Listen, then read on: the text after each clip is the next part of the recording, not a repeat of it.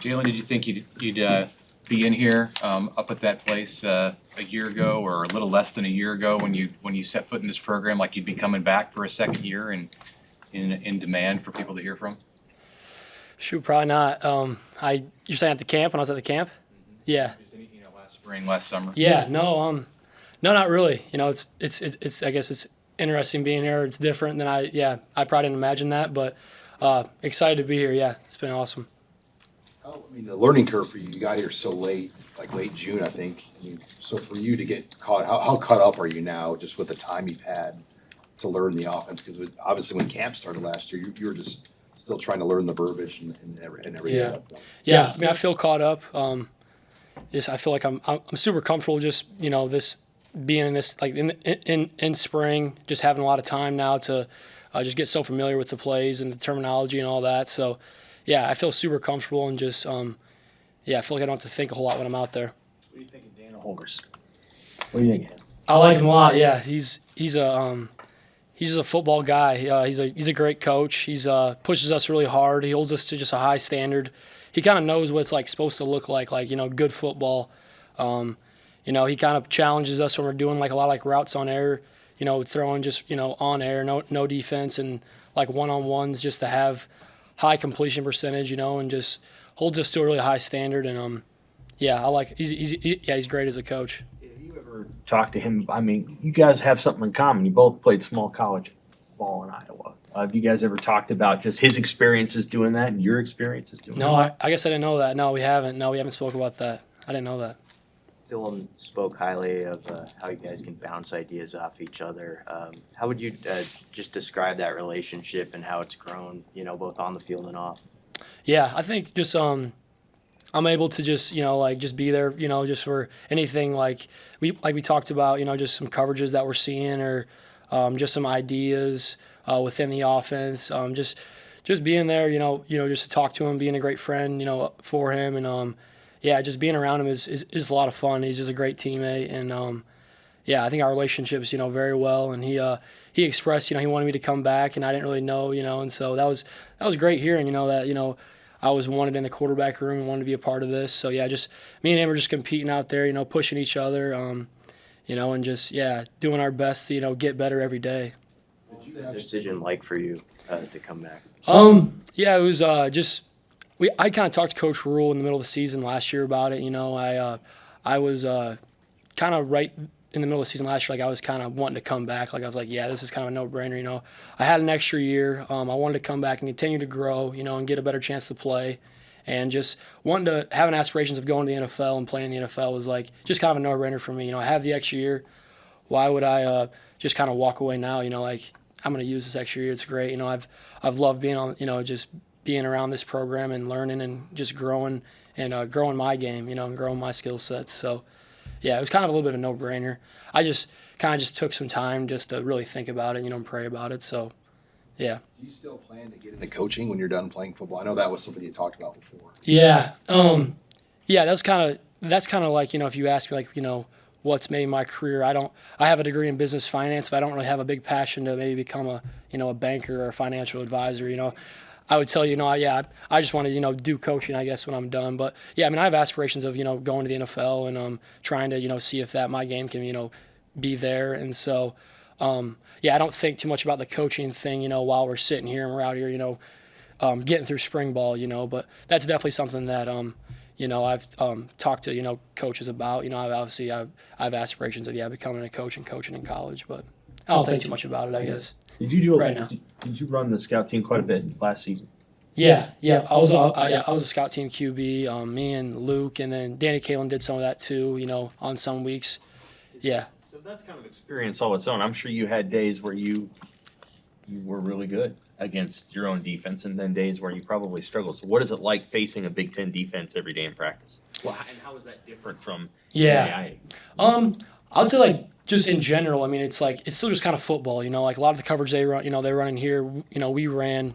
I was facing in the GPAC, but I'd say it was great. It was what they were asking of me last year. To be on the scout team and to run that, and I took very importance in that role. And so I was given a lot of when I did have a good day, I'd give banter to Coach Coach Butler and his his DBs, like we got him today, and so I took a lot of pride too, knowing like last year on that scout team it was like Mekhi Nelson, who's getting a lot of reps now, and like Quinn Clark, and there's a lot of guys on that scout team that I think they're at their point in their careers, they were I think I did a good job of helping them, and helping them grow and get better with that time over there. What do you think of Nelson? Mekhi Nelson. He's fast. Yeah, he's really fast. He runs super hard. Yeah, he's fast. He runs really hard.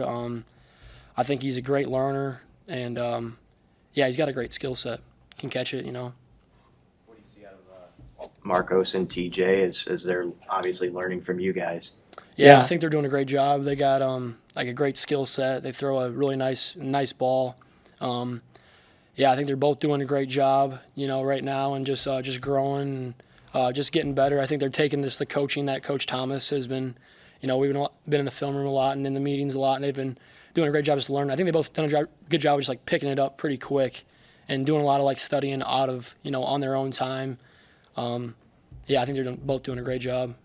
Jailyn, what were the conversations like between you and Dylan? You mentioned that he expressed that he wanted you to come back, and I mean, did you guys talk after the regular season, before the bowl game? How did in person, on the phone? What was that like? Yeah, we kind of talked after the Iowa game a little bit, after that tough loss, and he kind of said it then in the locker room, like, it'd be awesome if you came back, and then we kind of texted a little bit when we went home for winter breaks. We texted a little bit, had some conversations over text.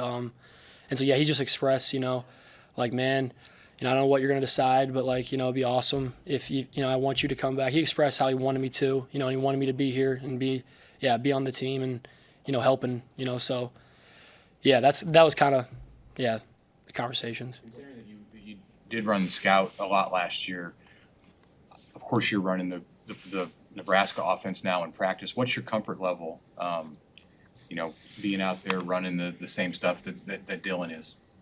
Yeah, very comfortable. I like it a lot better because when I was on the scout, obviously they were telling me, Coach AD was saying, you throw it here, you throw it to this guy. It wasn't a lot of reading the defense, I guess, so to say. I'm super comfortable. Like I was saying, just being around it now and having. I think I did a good job when I first came here.